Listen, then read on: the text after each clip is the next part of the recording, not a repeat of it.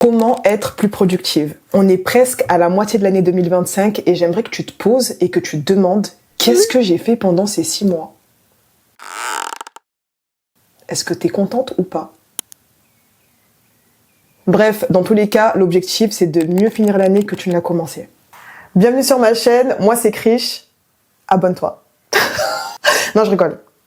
Non, je rigole pas, abonne-toi. Aujourd'hui, je vais vous donner 10 conseils pour arrêter d'avoir la flemme et être plus productif sans souffrir. Parce qu'on n'est pas venu ici pour souffrir, ok? Travailler dans un espace clean. Je sais pas pour vous, mais moi personnellement, j'ai besoin que ce soit un minimum rangé. Parce que je trouve que quand il y a plein de trucs qui traînent de partout, il y a trop de distractions et j'arrive pas à me concentrer. Je sais pas comment expliquer ça, mais j'arrive pas à me concentrer. Du coup, je pense que c'est mieux de travailler dans un espace rangé. Au moins, t'auras aucune distraction, c'est sûr. Je t'avoue que parfois je suis un peu dans le rush, donc si je sais que mon temps de rangement il va être un peu trop long, voici la technique.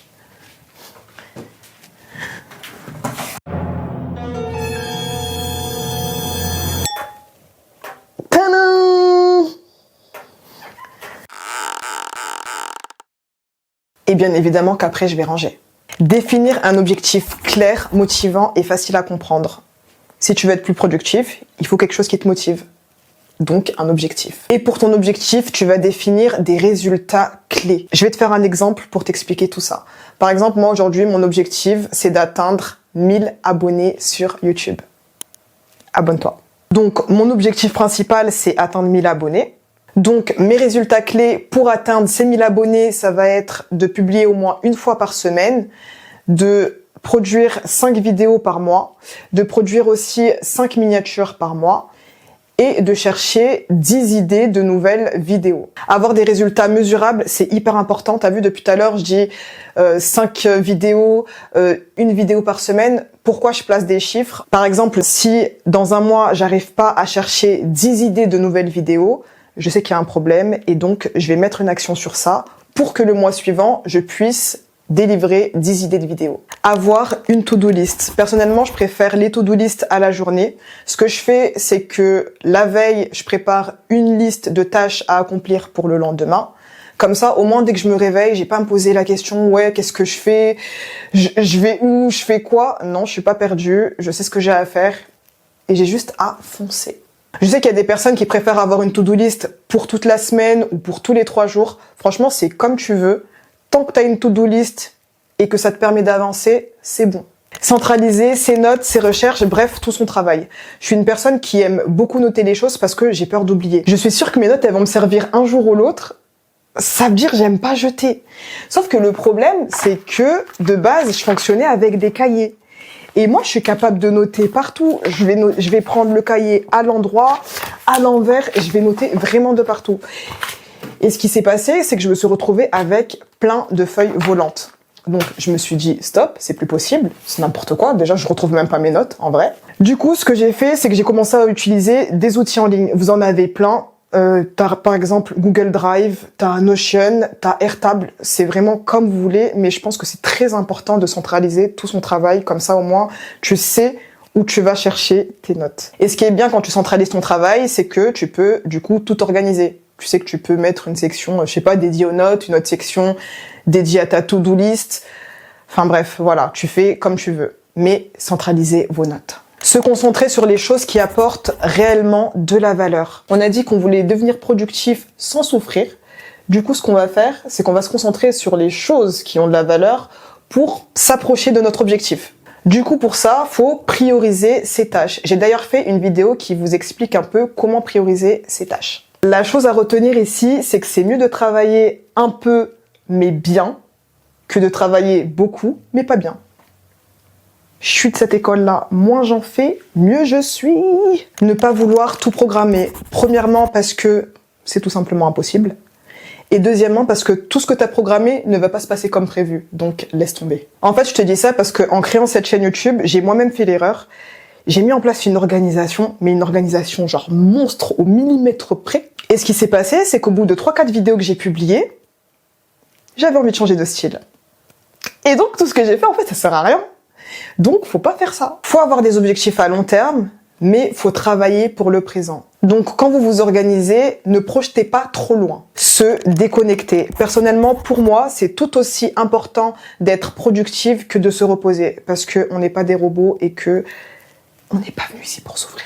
C'est bien d'avoir des objectifs, mais il faut savoir aussi être heureux dans sa vie. Quand je dis se déconnecter, c'est par exemple dans une journée, tu vas toujours mettre un temps de repos pour te relaxer, te chouchouter, tout ce que tu veux, mais en tout cas mettre ton cerveau en mode off. Et d'ailleurs là, je reviens sur l'importance d'avoir une to-do list, parce que tu vois, si tu as une to-do list et que tu as réalisé toutes les tâches et qu'ensuite tu prends ce moment de repos-là, vraiment tu savoures de ouf. Bon, si t'as pas fini, c'est pas grave, tu sais au moins ce que t'as rattrapé pour le lendemain. Alors que quand t'avances à l'aveugle, tu sais pas forcément où tu vas, et t'as toujours cette impression de travailler, mais de pas assez travailler, de pas en faire assez. Et du coup, même quand tu veux te déconnecter, t'arrives pas, ça coince, tu vois. Ta tête, elle est toujours dans ton projet là-bas, en mode ouais, j'aurais pu faire ça, j'aurais pu faire ci. Quand je dis se déconnecter, je parle aussi de pauses beaucoup plus longues qui vont te permettre d'aérer ton esprit, de sortir de tes projets et de te concentrer sur d'autres choses, peut-être te reconnecter avec ta famille, avec les voyages, je sais pas. Mais en tout cas, ça va vraiment faire du bien à ton esprit parce que je pense que quand tu reviens justement dans ton projet, tu reviens beaucoup plus fort, avec beaucoup plus d'idées. Des fois, quand t'as le nez dans un truc, tu peux te perdre. Et du coup, c'est bien de couper pour pouvoir prendre un peu plus de recul. Et revenir avec plein d'idées. Dormir.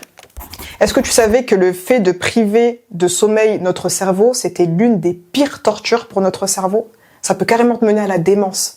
Après, bien sûr, c'est de manière excessive. Là, on parle en jours. Je pense pas que tu te prives de 5 jours de sommeil à la suite. Enfin, j'espère pas. Mais en vrai, on voit déjà les effets, même quand c'est de manière moins excessive.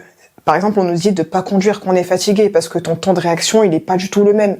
T'es limite en mode koala. Quand tu manques de sommeil, t'es beaucoup plus irritable aussi. Et t'as du mal à te concentrer. Donc si t'es pas concentré, en vrai, tu peux pas être productif.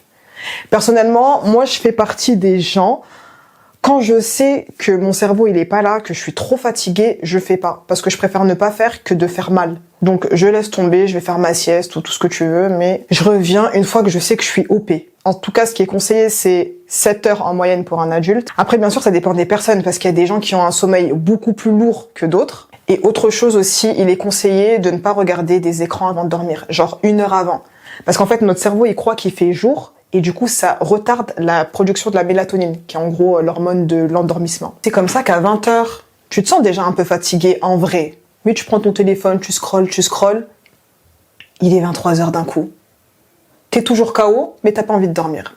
Tout ça, c'est à cause de ton écran. S'entourer de personnes motivantes et motivées. Pas forcément des personnes qui font la même chose que toi, mais parler avec des gens qui sont motivés, franchement, perso, je trouve que ça donne archi la force. Les gens qui dégagent de la positivité, j'aime trop. Alors qu'au contraire, quelqu'un de tout le temps pessimiste, qui va dire ouais, ça sert à rien ce que tu fais, ouais, ça va pas marcher, ouais, si, ouais, ça laisse tomber, ça va te mettre des doutes. Après tu vas commencer à te remettre en question alors qu'au début t'étais sûr à 1000%. Donc flemme. Il y a un truc aussi, c'est que plus on grandit et plus on perd cette part d'insouciance qu'on a en nous. Quand on était petit, en fait, quand on avait un truc en tête, on fonçait, on se posait pas de questions, on s'en foutait. On n'avait même pas la notion de danger. Et je pense qu'il faut qu'on garde un peu ce côté-là. Bien sûr, maintenant, on a la notion de danger, donc on fera pas les choses de la même manière, mais il faut garder cette part d'insouciance. Faut pas se démotiver parce que un tel ou un tel, il t'a dit ouais, non, ça va pas marcher, laisse tomber, c'est n'importe quoi, c'est pas une bonne idée. Fonce et tu verras. La dernière chose et la plus importante, c'est de passer à l'action. Tu auras beau regarder toutes les vidéos YouTube que tu veux, lire tous les livres que tu veux, faire ce que tu veux, tu vois. Tant que tu passes pas à l'action, il y a rien qui va bouger.